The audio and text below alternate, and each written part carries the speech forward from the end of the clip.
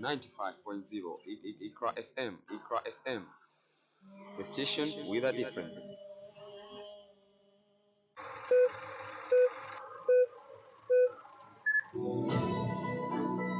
Today's politics and everything in between.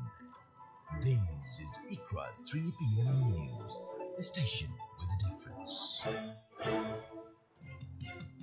Mandera residents protest presence of Jubaland forces in the county. Wangamati and 10 others freed on bond in 271 million Kenya shillings corruption case. Ghana's Chief Justice Gertrude Torkornoo removed from office. Assalamu alaikum wa rahmatullahi wa barakatuh. It is 1 minute past 3. Welcome to Iqra News. My name is Ramla Abdi. Residents of Mandera staged a demonstration this morning to demand the removal of Jubaland forces, who they say are based inside Kenyan territory and are causing insecurity. The protest took place at Border Post 1, an area where the troops are reported to have established a base. The demonstrators, many of them carrying placards with messages calling for action, said the presence of the forces has disrupted their daily lives and made it difficult to carry out their daily activities. Residents who spoke to the media explained that they feel unsafe moving around, especially in the evenings, and fear for the safety of their children and families. Farmers in the area reported that they have been restricted from accessing their farms beyond 4 p.m., which has affected their ability to work and provide for their families. The fears raised by residents follow a deadly incident last month when a woman lost her life and her daughter was injured after stepping on an explosive device near the Kenya-Somali border. Wamemalizana huko nchi yao, wamefuruga, wamekuja hapa. Sisi hatuna vita, sisi hatuna silaha ya kujilinda, maisha yetu iko hatarini. Sisi hapa mahali sisi tunaishi, kuna banda lingine, banda ya kusini, kuna serikali, kuna askari yetu iko hapa. Banda ya magharibi iko Ethiopia. Banda ya kaskazini iko serikali ya Somalia. Banda ya huko chini ya banda ya northern side kuna Jubaland. Hapa wanaishi hapa famu zetu. Away from that is that Bomet Governor Hilary Barchok has been charged before the Anti-Corruption Court of allegations of conflict of interest, acquisition and use of proceeds of crime totaling to 2 million Kenya shillings. Barchok is accused of irregularly benefiting from contracts awarded to Chemasus Construction Limited by the county government of Bomet. The charges state that between November 14th of 2019 and March 10th of 2021, he knowingly acquired an indirect private interest of 2 million Kenya shillings from contracts relating to routine road maintenance and the hire of construction equipment. According to the prosecution, the money was deposited into Barchok's Equity Bank account from Chemasus Construction Limited. He is alleged to have proceeded to transfer and spend portions of cash in several transactions, despite having reason to believe the funds or proceeds of crime.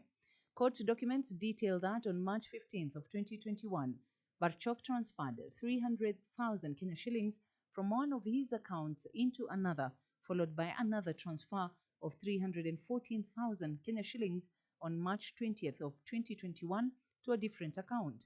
On the same date, he allegedly moved 100,000 Kenya shillings to another of his accounts.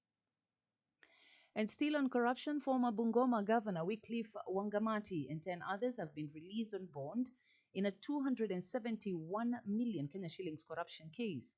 The Anti-Corruption Court ordered Wangamati to deposit a bond of 5 million Kenya shillings with a similar surety or an alternative cash bail of 1.5 million Kenya shillings.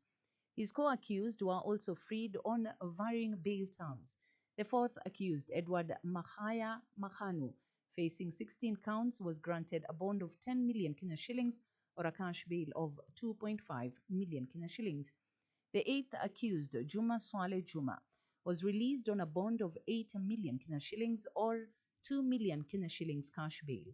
Others, including Jimmy Barasa Wakesa, Christopher Masika, and Joseph Kaemba, were freed on a bond of 1 million Kenya shillings or a cash bail of 250,000 Kenya shillings each. Sandra Nasambu Soita was granted a 1 million Kenya shillings bond or a cash bail of 400,000 Kenya shillings. Michael Simiyu Wangamati and Edward Barasa Wangamati were also released on a bond of 1 million Kenya shilling or a bail of 400,000 Kenya shillings each. Meanwhile, lawyers Wafula Chesititi and Bramwell Mukewa Wafula secured their freedom on a bond of 5 million Kenya shillings or a cash bail of 1.5 million Kenya shillings. This is 95.0 Iqra News. President William Ruto has announced that the government will pay Social Health Authority SHA fees for 1.5 million Kenyans who are unable to afford the scheme. The president said that the payment mechanisms will begin next week following the completion of a successful identification process. On August 29th, Ruto explained that the initiative is part of the government's efforts to ensure that no Kenyan is left behind in the rollout of universal health coverage. He pointed out that those who have the ability to pay are contributing 2.7% of their income, making the scheme equitable.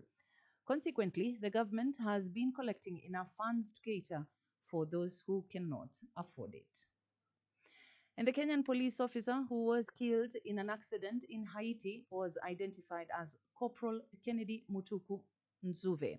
He was killed on August 31st of 2025 in a tragic road traffic accident along with a civilian after two armored vehicles were involved in an accident along a main top road above Port-Prince. In addition to the deaths, 8 Kenyan-led multinational security support mission MSS officers were injured, 3 of them critically, officials said. The statement said Corporal Nzuve was a proud member of the Kenya's 3rd contingent to the MSS, where he consistently demonstrated courage, dedication, and unwavering commitment until his ultimately passing.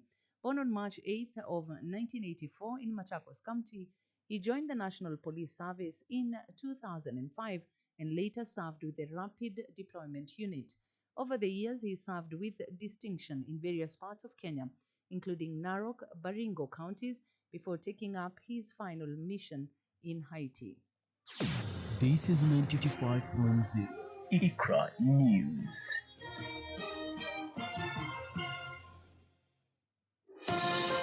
On to the international news.